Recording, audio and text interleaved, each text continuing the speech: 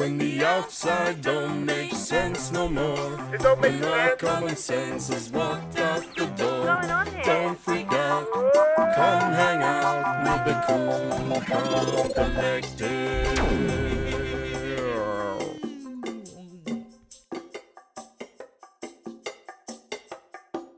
Hello, people of the world. It's May 15th. You are now tuned in to the Cool Calm Collective podcast, episode 1. My name is Mark. I'm Naomi. And I'm Raph. For all those people joining for the first time today, welcome to the launch of this podcast. And congratulations, because you are officially one of the first few listeners. Woo! Welcome and congratulations. Thank you.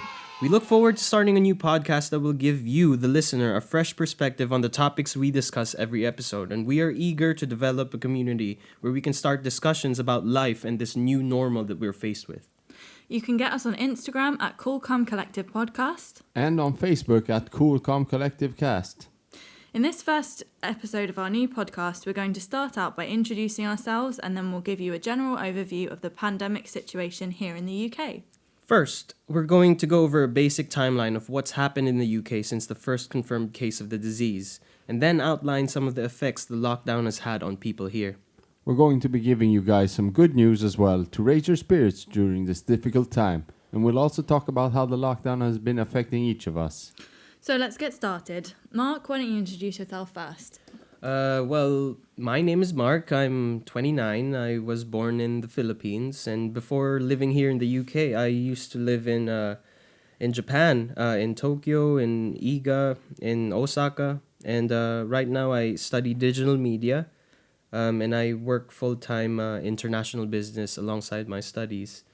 I play ukulele and guitar. That's pretty much it.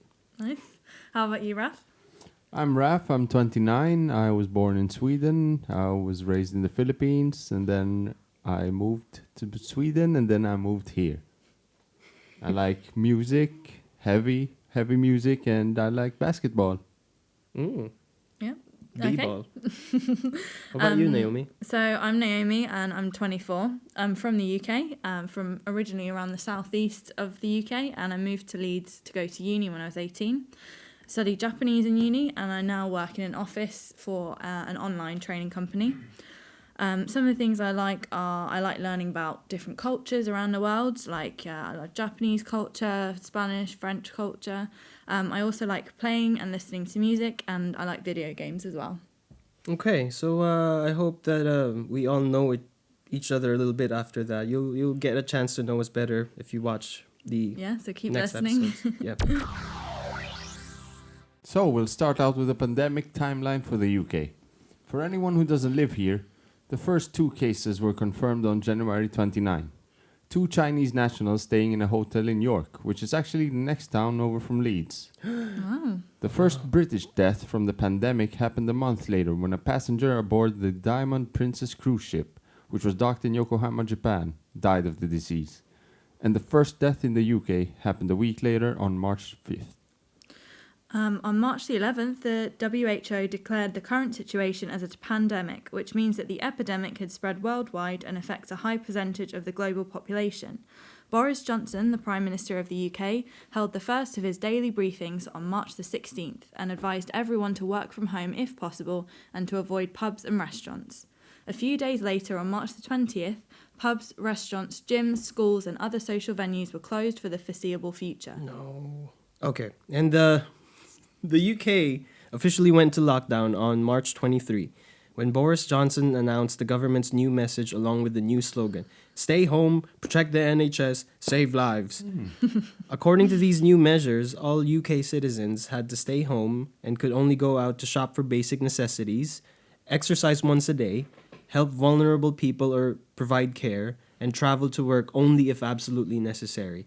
All gatherings of more than 2 people were banned, and the police had the power to enforce these new rules through fines and dispersing gatherings. Scary. At this point, almost all public places were closed, including all shops selling non-essential goods, places of worship, libraries, and gyms, to name a few.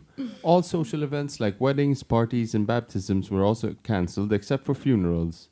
And this is the way it has been in the UK for the past few weeks. Yeah. It's horrible. It's been very strange. It's been strange, yeah, weird. So, during this period of lockdown, our Prime Minister actually got sick himself and ended up being admitted to intensive care. He tested positive at the end of March and went into hospital on April 6th, and he was back to work on April 27th. He also had a baby around the same time, so it's been an eventful few weeks for Boris. And a few days ago, on May 10th, he announced a conditional plan for ending the lockdown and reopening society. Woo! We now have an alert system which measures the threat level of the infections in the UK from 1 to 5, 1 being the lowest risk and 5 being the highest. For the last month, we've been at level 4, and now we're transitioning into level 3. That's good. Nice. That's good news, yeah. Some of the things that have changed is that now anyone who can't work from home is being actively encouraged to return to work. And we can now have unlimited outdoor exercise, including Yeah. playing sports. But only with other B-ball. people we live with. Yes, b-ball. According to the conditional plan, they might start to open up some shops and schools by June and start opening up some of the hospitality industry by July. But this is all dependent on the data that will come in over the next few months. So we'll have to see how it plays out, guys. The UK is also going to start imposing quarantine on people coming into the country from abroad, and the official slogan has now been changed to "Stay alert, control the virus, and save lives." Yes. And I'm quite surprised actually that we weren't quarantining people from the start. To be Yeah, honest, True. was that doesn't quite make shocking sense. too. People come in here from all over the world and they just Yeah. go Just in. waltz in. That is weird. Yeah. Well, at least now it's going to be. We're going to be doing something about that. So. Has the government addressed why we're just starting to do that now? No, Hmm. I don't think they have. Hmm. But maybe they have, but I haven't seen them Okay. address it. All right then. So we've been in lockdown for about 7 weeks, and it looks like we might be starting to come out of it now. But what kind of effects have these lockdown measures had on people here in the UK? Well, one of the biggest effects of the lockdown has to be the economic impact that it will have on this country as well as the rest of the world. You know, according to a study by the University of Essex, the lockdown could take 6.5 million jobs out of the UK. Wow. And the baseline scenario predicts an overall unemployment rate of 20% as a result of these measures.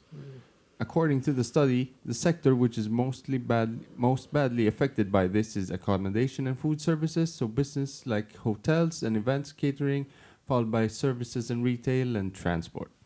Some of the other industries that are badly affected by this are construction, education, and manufacturing. But the good news for those industries is that due to the new measures put in place on Sunday, workers in those industries can start going back to work now. So Nice. hopefully things will start to improve for them. Yeah, that's good. Hopefully. Hopefully.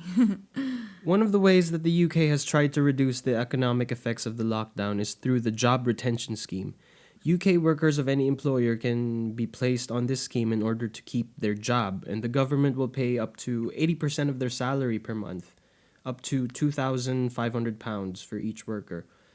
This means that hopefully a lot of people will still have a job to go back to after the economy opens back up and can still provide for their families and pay their rent even during the lockdown. Yeah, that's good. That's I'm good, glad that's that good. people have that safety net. Yeah, not a lot of countries have that system. I Yeah, think. that's good.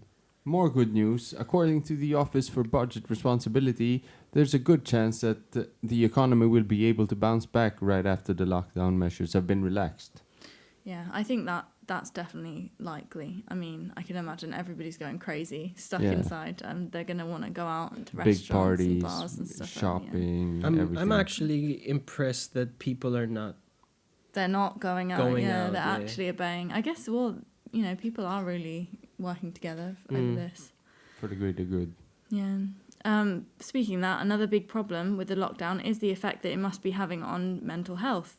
Because of these new rules, we're pretty much banned from seeing anyone who we don't live with, which must be really difficult for a lot of people, especially those that live alone. Also, not being able to work will have a big impact on a lot of people.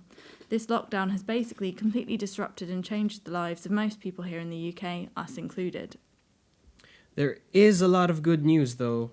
Just looking through the internet, we found lots of resources which are available to help people struggling with mental health concerns as a result of the lockdown. Some of the ones we found were the UK charities Mind and Mental Health Foundation, which have web pages dedicated to the disease, as well as the UK government's advice on coping. All the links to these services are in the show notes or in the description if you're listening on YouTube. Yeah, so if you guys need any help, just check out those links. It's Not just that, there's a lot of good news stories coming out surrounding our current situation. For example, the Himalayas are now visible from India's Punjab region for the first time in decades due to a huge decrease in pollution levels. Air pollution is decreasing all over the world, with decreased nitrogen dioxide levels in China, South Korea, Italy, and UK, to name a few.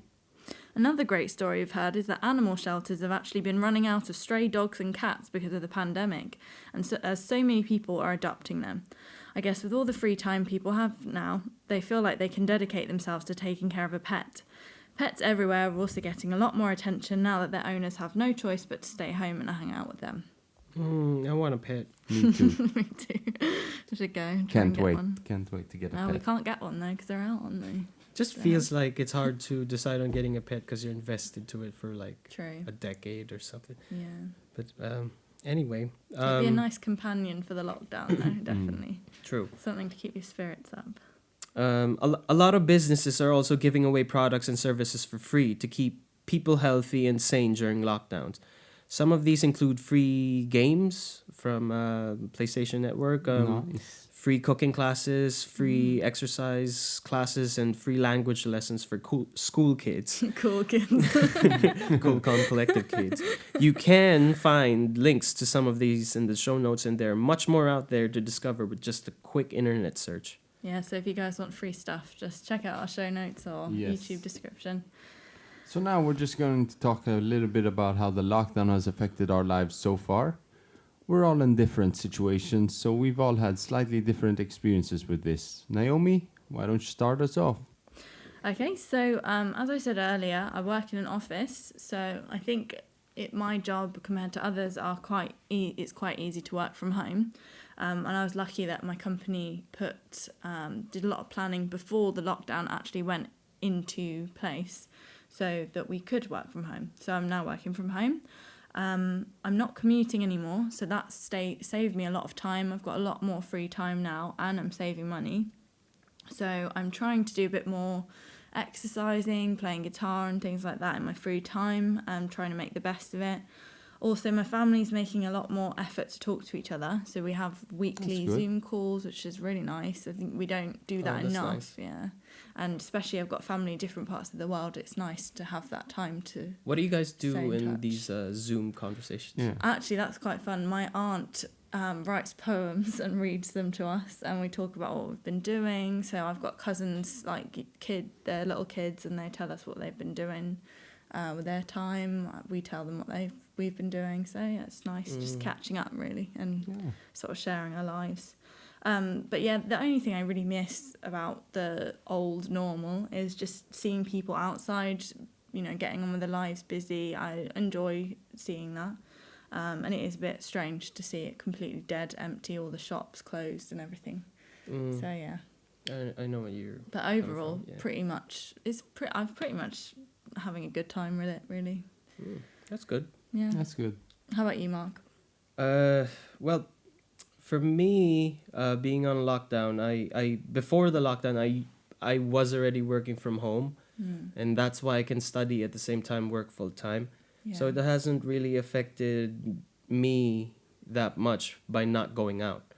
But it has affected my university because shortly after the epidemic started, we transitioned to online teaching, which was a little bit of a challenge. Then it was followed up by the university completely closing down. Wow. So, So were you able to go to the libraries and stuff like that? Or? no, all of it's closed. The libraries are Wow. closed. Wow. So yeah, it's a little bit hard to study at home because you're tempted to kind of distract yourself. Yeah, with Yeah. everything. definitely.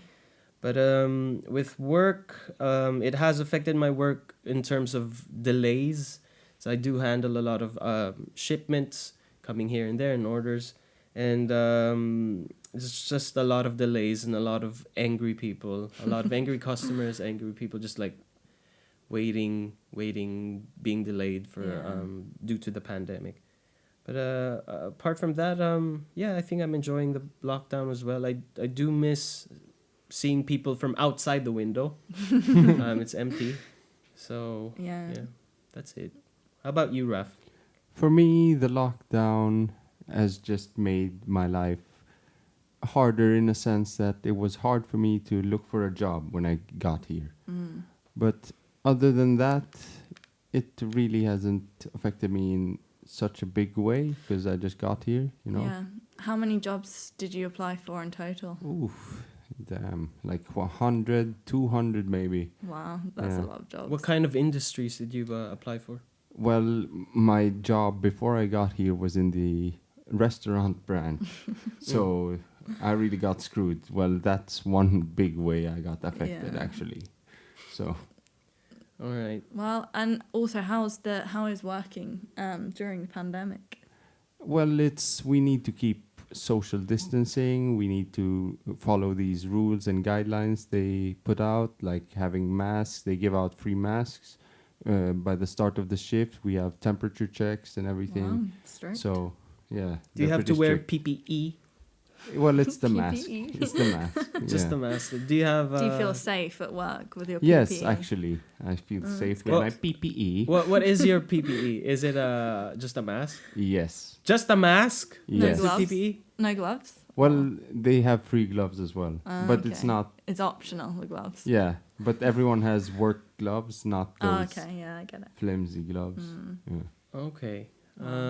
Have you ever set off the alarm for being a risk?